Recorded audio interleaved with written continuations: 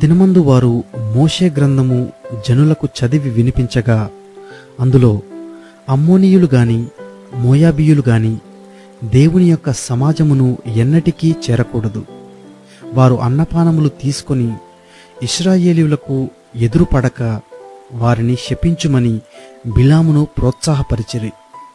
అయినను మన దేవుడు ఆ శాపమును ఆశీర్వాదముగా మార్చనని వ్రాయబడినట్టు కనబడెను. కాగా జనులు ధర్మశాస్త్రమును వినినప్పుడు మిశ్రా జనసమూహమును ఇశ్రాయేలులో నుండి వెలివేసిరి. ఇంతకుముందు మన దేవుని మందిరపు గది మీద నిర్ణయింపబడిన యాజకుడగు ఎల్యాషీబు టోబియాతో బంధుత్వము కలుగజేసుకొని నైవేద్యమును, సాంబ్రాణిని, పాత్రలను, గింజలలో 10వ భాగమును, క్రొత్త ద్రాక్ష రసమును లేవీయులకును, గాయకులకును, ద్వారపాలకులకును ఏర్పడిన నూనెను, యాజకులకు తేవలసిన ప్రతిష్ఠిత వస్తువులను పూర్వము ఉంచు స్థలమునొద్ద అతనికి ఒక గొప్ప గదిని సిద్ధము చేసి ఉండెను. ఆ సమయంలో నేను యెరూషలేములో ఉండలేదు. ఎందుకనగా బబులోను దేశపు రాజైన అర్తహషస్త ఏలుబడి యందు 32వ సంవత్సరమున నేను రాజును దర్శించి కొన్ని దినములైన తరువాత రాజునొద్ద సెలవు పుచ్చుకొని యెరూషలేమునకు వచ్చి ఎల్యాషీబు దేవుని మందిరములో టోబియాకు ఒక గది ఏర్పరచి చేసిన కీడంతయో తెలుసుకొని బహుగా దుఃఖపడి ఆ గదిలో నుండి టోబియా యొక్క సామాగ్రి ఎంతయు అవతల పారవేసి గదులన్నయు శుభ్రము చేయుడని ఆజ్ఞాపింపగా వారలాగు చేసిరి. పిమ్మట మందిరపు పాత్రలను, నైవేద్య పదార్థములను, సాంబ్రాణిని నేనక్కడికి మరలా తెప్పించి తిని, మరియు లేవీయులకు రావలసిన పాళ్ళు వారికి అందకపోవుట చేత సేవ చేయు లేవీయులను, గాయకులను తమ పొలములకు పారిపోయిరని తెలుసుకొని నేను అధిపతులతో పోరాడి దేవుని మందిరమును ఎందుకు లక్ష్య పెట్టలేదని అడిగి వారిని సమకూర్చి తమ స్థలములలో ఉంచితిని. అటు తరువాత యూదులందరూ ధాన్య, ద్రాక్షారస తైలములలో 10వ భాగమును ఖజానాలోనికి తెచ్చిరి. నమ్మకము గల మనుషులని పేరు పొందిన షెలెమ్యా అను యాజకుని, సాదోకు అను శాస్త్రిని, లేవీయులలో పెదాయాను ఖజానా మీద నేను కాపరులుగా నియమించి తిని.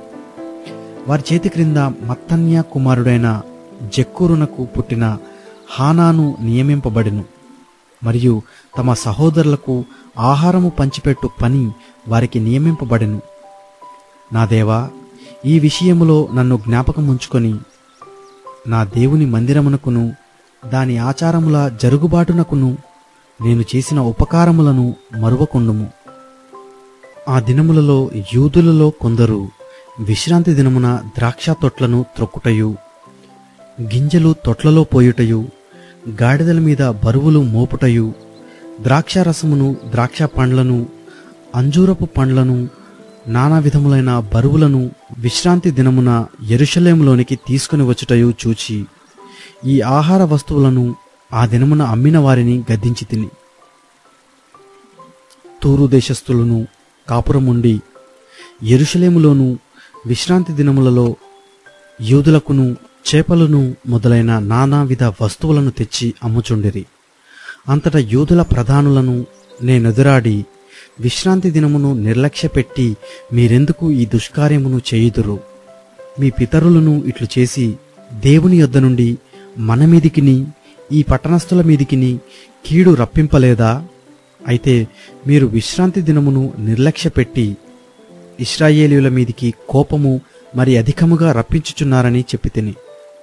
మరియు విశ్రాంతి దినమునకు ముందు చీకటి పడినప్పుడు యెరూషలేము గుమ్మములను మూసివేయవలననియు విశ్రాంతి దినము గడచు వరకు వాటిని తీయకూడదనియు నేను ఆజ్ఞాపించి తిని. మరియు విశ్రాంతి దినమున ఏ బరువైనను లోపలికి రాకుండా గుమ్మముల యొద్ద నా పనివారిలో కొందరిని కావలియుంచి తిని.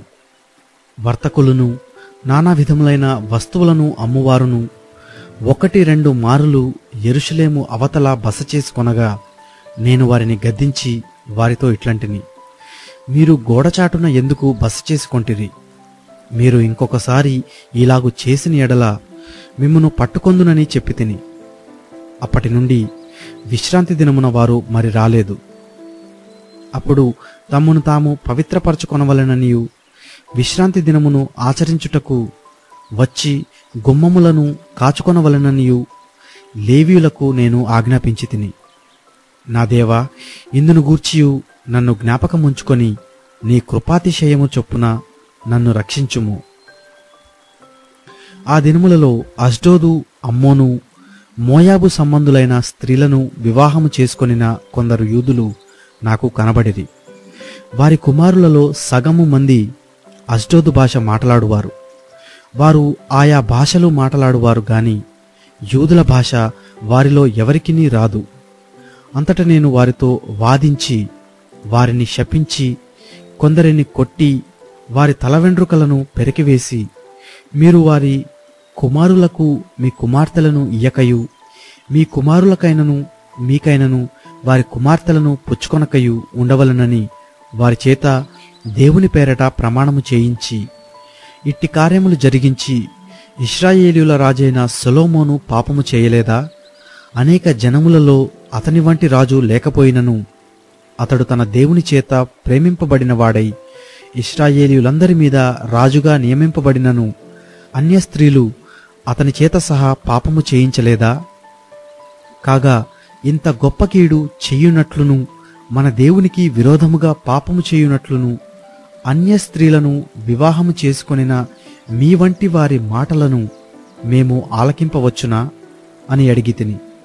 ప్రధాన యాజకుడును ఎల్యాషీబు కుమారుడునైన యోయాదా కుమారులలో ఒకడు హోరోనీయుడైన సబ్నల్లటునకు అల్లుడాయను.